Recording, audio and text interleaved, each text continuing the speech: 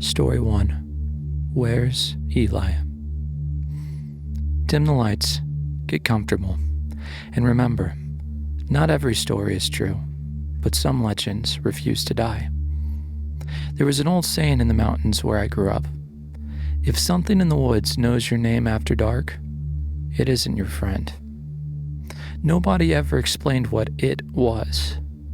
They didn't have to. In the Appalachian Mountains, there are places where the trees grow so thick they swallow the sunlight hours before sunset. The ridges are wrapped in fog that drifts through the hollows like smoke, and every sound carries further than it should. A snapping twig might be a deer 50 yards away, or something standing just behind the next tree, waiting for you to look. My grandparents lived at the end of an old gravel road in western North Carolina. Their cabin sat in a narrow valley surrounded by endless forests. The mountains rose on every side like walls, and once darkness settled in, the woods felt impossibly deep. As kids, my cousin and I were given the same rules every summer. Never whistle after dark. Never follow lights in the woods. If you hear knocking outside after midnight, ignore it. And above all, if someone calls your name from the trees, don't answer. My grandfather wasn't a superstitious man. He fought in the military, hunted black bears, and worked in the timber industry for 40 years. But whenever he repeated those rules, his face lost every trace of humor. One October evening, my older brother Eli decided to prove everyone wrong. He had just turned 18 and thought mountain legends were excuses older folks used to scare children. Around dusk, our old hunting dog Ranger bolted into the woods after a rabbit. Grandpa told Eli to leave him alone. The dog knew the mountains and would find his way home. Eli laughed. "I'm not scared of a few trees." He grabbed a flashlight and disappeared down the trail. The screen door slammed behind him. That was the last normal sound we heard all night. 30 minutes passed, then an hour. The sun disappeared behind the ridges, and the forest transformed into a wall of black. No Ranger, no Eli. Grandpa stepped onto the porch and listened. The woods should have been alive with crickets, frogs, and owls. Instead, nothing. Not a single sound. "I don't like this," he whispered. He gathered every flashlight in the house and called the neighbors. By 10 o'clock, nearly 20 people were searching the mountain. The beams of our lights cut through the fog, illuminating twisted roots, moss-covered boulders, and towering hemlocks that seemed to disappear into the darkness above. Every few minutes, someone shouted Eli's name. "Eli!" Only silence answered. Until it didn't. "We're over here," the voice echoed through the trees. Relief washed over everyone. "That's Mike," someone yelled. Mike was my uncle. We all started toward the voice. Then Uncle Mike grabbed my grandfather's arm. "Don't." Everyone turned. Mike was standing beside us. No one spoke. The voice came again, louder, closer. "Eli, hurry! I found him." It sounded exactly like Uncle Mike. The same accent, the same laugh, even the slight rasp in his voice from years of smoking. Grandpa slowly raised his flashlight toward the darkness. Between two enormous oak trees stood a figure. Too far away to see clearly. Too still to be human. Its outline was wrong somehow. Too tall, too thin, its arms hanging lower than they should. Then it smiled. Even from that distance, we could see its teeth. Nobody said a word. The voice laughed. It wasn't loud, it wasn't evil. It sounded pleased. The dogs tucked their tails and refused to move another step. The oldest man in the search whispered, "We're leaving." No one argued. Eli walked into town just before sunrise. Barefoot, covered in scratches. He couldn't remember where he'd been. He only kept asking why everyone had left him alone in the woods. Life slowly went back to normal, but something wasn't right. Eli started standing outside after dark, just staring at the tree line. One night I woke up and found him on the porch, smiling into the forest. "They're lonely," he whispered. "They just want someone to answer." I slammed the door and locked it. The next morning there were muddy footprints leading from the porch into the woods. Only one said. They went away from the house. None came back. Dad said Eli had run away. Mom refused to talk about it. Years passed. I moved hundreds of miles away. I never returned. Then last week, my phone rang at 2:17 in the morning. Unknown number. I answered without thinking. It was my brother. His voice hadn't aged a day. "Hey," he said softly. "I'm almost home." I couldn't breathe. "Eli, where are you?" There was a long silence. Then I heard wind, leaves crunching, and another voice somewhere behind him. It sounded exactly like me. It whispered, "Don't hang up." Now every night at exactly 2:17, my phone rings. I never answer, and every now and then I hear his voice calling my name from outside my bedroom window.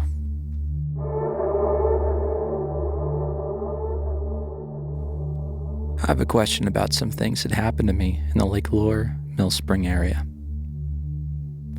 My family and I have been going up to the Appalachian Mountains every year for about 8 years now. Over the years, this wasn't the first time I've had strange encounters with things out in those woods, but this was by far my clearest and best one. We stay in the Lake Lure, Mill Creek area, and I wanted to share this here to see if anyone else local has experienced something similar. This happened in late summer 2024, about a week before Hurricane Helene came through and devastated the region. It was late, somewhere between 1 a.m. and 2 a.m., and I went downstairs because I just couldn't sleep. I grabbed a book off the shelf and started reading to pass the time. A few minutes later, I heard a noise to my right, coming from the direction of the window. I looked out into the yard. There was a little bit of moonlight breaking through the trees, and right on the woodline, a creature was standing there.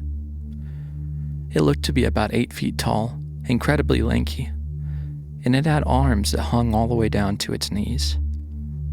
Because this was a couple of years ago, I don't remember every single tiny detail of its face, but I vividly remember its shape, illuminated by the moonlight. It didn't move. It didn't try to come closer. It just stood, completely still on the edge of the woods, staring directly at me through the window. To make things even weirder, there was another pattern during that entire trip. Every single night, right at 1 a.m., we would hear loud, heavy footsteps pacing across the roof. The roof of this cabin was incredibly high and steep. There's absolutely no way a person or normal local wildlife could get up there. But without fail, every night at 1 a.m., the footsteps would start.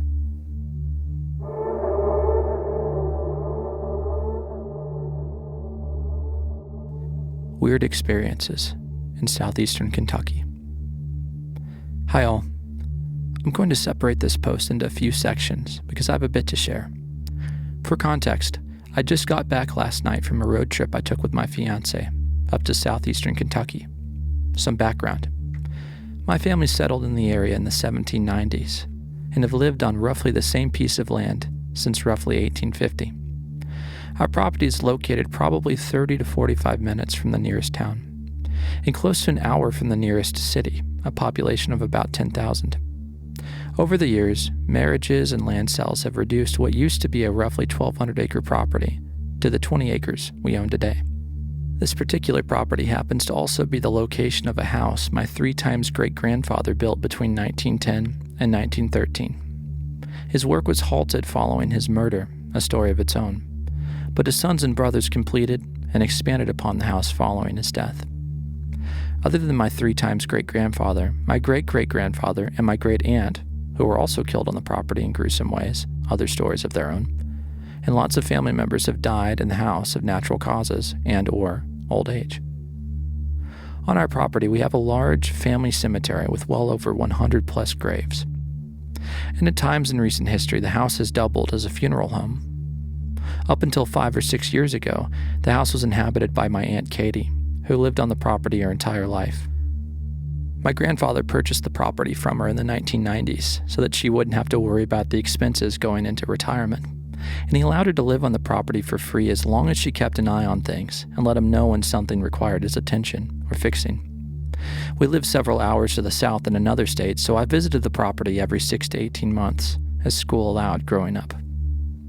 My Aunt Katie was born in the 1920s and was a very kind and sweet but tough woman.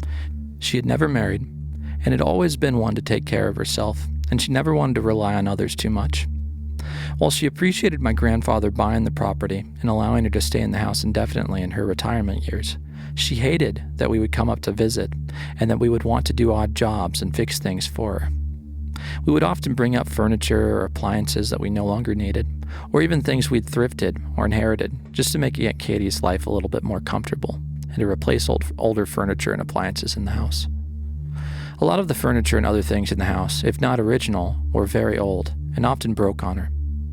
Despite this, it seemed like she always found a way to live around issues, i.e. a cabinet door that wouldn't open, a stovetop with a dead burner, a microwave with no light, etc., etc., instead of attempting to fix or replace what was broken. I give my Aunt Katie a lot of credit for being so independent and finding ways to deal with her problems in the thriftiest way possible. Story 1. My first time visiting the property was when I was 11 years old. My grandparents had never even told me we owned land in another state.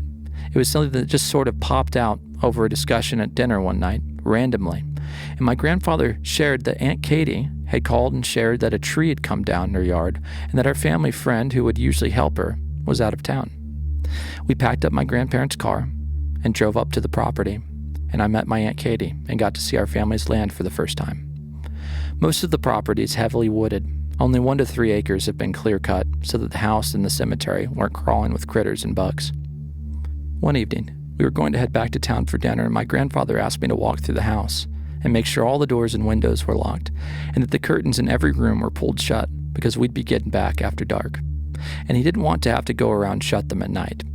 I agreed, and as my family loaded up in the car and started slowly backing down the driveway, I went back into the house and started checking the window locks and trying the handles on all the doors. As I moved towards the back of the house, I started hearing what sounded like voices coming from one of the very back rooms. It kept getting louder as I continued going down the main hallway, but I couldn't make out what the voices were saying.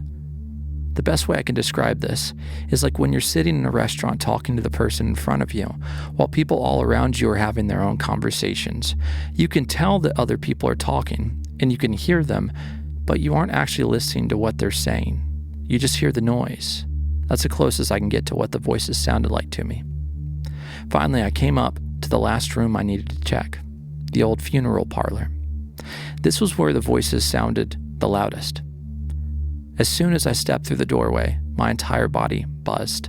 It felt like I had pins and needles all over, and the voices I'd been hearing stopped instantly.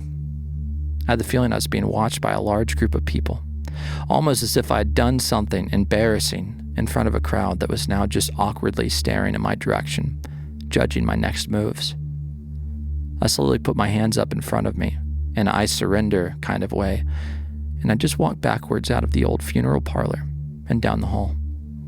Once I got to the main living room, I booked it out the front door and all the way to my grandparents' car. I climbed into the back seat next to Aunt Katie, who smiled at me and said I looked spooked. I didn't say anything about what I had heard at first, but later in the evening, when it was just my grandfather and I sitting down in the living room watching TV, I asked him what he thought. My grandfather listened to what I had to say and just shook his head while looking at his shoes. He told me that when he had lived on the property briefly as a young man, he'd gotten spooked a few times, but that he had been told by his father that the things out here only have power if you give them power. He told me to push whatever thoughts or feelings I had out of my mind, and to try and ignore things if I ever heard or saw something out here again. I asked if he believed in ghosts or anything like that, and he told me that he didn't want to. He then asked me not to ask him about these things again, because he didn't like to think about it. Story 2. A few years after my first visit to the property, I was staying over with my grandparents in our hometown, down south of the Appalachians, when one night while we were up late watching a movie, my grandfather's phone rang. It was my Aunt Katie, and she sounded scared. She told my grandfather that someone was at the door to the funeral parlor again. And they were just standing behind the door, knocking every so often, not moving and not speaking. She could see them through the glass in the door, which was covered with a thin curtain, making their silhouette visible, but not their face or any defining features. She shared that she had called 911 because the person behind the door wouldn't identify themselves, despite her repeatedly asking who it was, and that the knocking had just continued. While on the phone with the local dispatcher, she'd been disconnected waiting for police to arrive. She decided to call my grandfather to make sure her phone still worked, and ended up staying on the phone with him until a deputy pulled up the driveway. She had sat with her pistol aimed at the door, telling my grandfather that she was beyond scared, and that this had been happening off and on for a while now. Eventually a deputy arrived, and shortly after, she hung up the phone. From what I've heard since, when Aunt Katie got up to go speak to the deputy, whatever was at the old funeral parlor door vanished. The cleared part of the property and some of the surrounding woods were searched, but nothing was found. Story 3. It's now been several years since my Aunt Katie passed away, and the property has been uninhabited the past 5 years since her passing. We go up to visit more frequently now to do maintenance, as there's no one to tell us if something is wrong or needs fixing.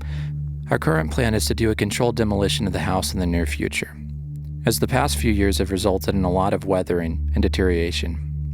The old floors are now mushy and 2 rooms have collapsed. The old wallpaper and ceiling are falling down slowly, and the roof of the house is beginning to cave in 2 spots. About 2 years ago, we met with a few contractors to see about restoring the house so that it could be used as a vacation property we could share with our extended family. The quotes we received were a little high, and so this project has been put on hold for the foreseeable future. I'm recently engaged and wanted my fiancée to see the property, however, as once we are married, she will be a part owner. It was also important for me to see the property as it's probably the place I feel most at home. Despite the creepiness at night, the Appalachians feel very comfortable to me, and when I'm on the property, I usually feel very welcome. So this past week, we took PTO, and I booked us a cabin to stay at near the property, as our house is inhabitable. We drove up, got to our cabin, and then went up the property and visited a nearby town for dinner. Once we got back to the cabin, we unpacked our bags as it slowly turned to night. My brain is on vacation mode, and I go over to the window to show my fiancée how dark it gets outside up here compared to where we live. And I opened the curtains to show her the pitch black of the woods. I then shut the curtains and joined her on the couch in our living room. And all of a sudden, my stomach drops. I forgot the rule about looking out windows at night. For the first 30-ish minutes after my goof, everything was normal and fine. Then we heard a knock. Not on the door to our cabin, but from above. We muted our TV and listened, but it didn't continue. I joked it was probably the ice maker in the fridge or something, and we went back to watching TV. Then a few minutes later, it happened again.